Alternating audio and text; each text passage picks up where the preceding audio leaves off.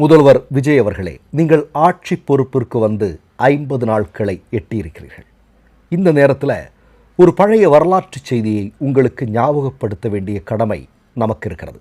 அது என்ன அப்படின்னா, 1962 வருடம் நடைபெற்ற தேர்தலில் அறிஞர் அண்ணா என்று சொல்லக்கூடிய மாபெரும் மனிதர் பச்சையப்ப முதலியார் என்று சொல்பவரிடம் தோற்றுப்போகிறார் சட்டமன்ற தேர்தலில்.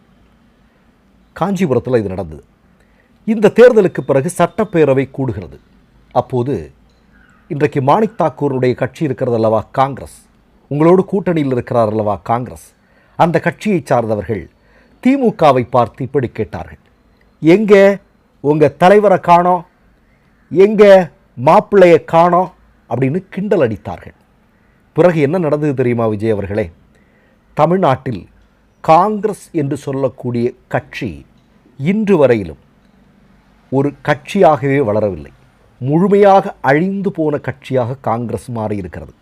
இன்றைக்கு தமிழ்நாட்டில் இன்னொரு கட்சியினுடைய முதுகில் சவாரி செய்யாமல் ஒரு இடத்தில் கூட வெற்றி பெற முடியாத நிலையில் காங்கிரஸ் தள்ளப்பட்டிருக்கிறது. ஆனால் அறிஞர் அண்ணா இன்றும் நிலைத்து நிற்கிறார். தமிழ்நாடு தமிழன் இருக்கிற வரையிலும் நிலைத்து நிற்பார். அவர் தோற்றுவித்த திராவிட முன்னேற்றக் கழகம் இன்றைக்கும் வலுவான கட்சியாக இருக்கிறது இல்லையா? இந்த வரலாறு உங்களுக்கு இந்த 50வது நாளில் நான் சொல்ல விரும்புகிறேன். எதற்காக என்றால், நீங்கள் சட்டப்பேரவையில் அப்பா எங்கே அப்படின்னு கேட்டீங்க இல்லையா, அதே மாதிரி இப்படி ஒரு ஆக்ஷன் சினிமா பாணியில் காட்டினீங்க இல்லையா, அது தமிழ்நாட்டு மக்கள் மத்தியில் என்றைக்கும் வடுவாகவே இருக்கும். அதை உங்களுக்கு ஞாபகப்படுத்த நான் விரும்புகிறேன். சரி, இப்போது விஷயத்துக்கு வரலாம். உங்களுடைய அமைச்சரவையில் இடம்பெற்றிருக்கக்கூடிய ஒரு அமைச்சர் கில்லி சரத் இல்லையா, இந்த கில்லி சரத் மேலே ஒரு மிகப்பெரிய குற்றச்சாட்டு எழுந்திருக்கிறது. ஏன் ஒரு விசாரணைக்கு உத்தரவிட நீங்கள் மறுத்து கொண்டிருக்கிறீர்கள்? என்ன பிரச்சனைன்னு கேட்குறேன். ஏன் அதில் பிடிவாதமாக இருக்கிறீர்கள்? ஒரு குற்றச்சாட்டு வந்திருக்கிறது, அதை விசாரிக்கலாமே, என்ன தப்பு? ஏன் செய்ய மறுக்கிறீர்கள்? உங்கள் 50 நாட்களில் ஏராளமான செய்திகள் நமக்கு அதிர்ச்சியை தருகிறது தமிழ்நாட்டு மக்கள். அதில் மிக முக்கியமானது இந்த கில்லி சரத் செய்திருக்கக்கூடிய செயல். இப்போது பல பேர் இதற்கு எதிராக வழக்கு தொடுப்பதற்கெல்லாம் தயாராக இருக்கிறார்கள். இது ஒன்று.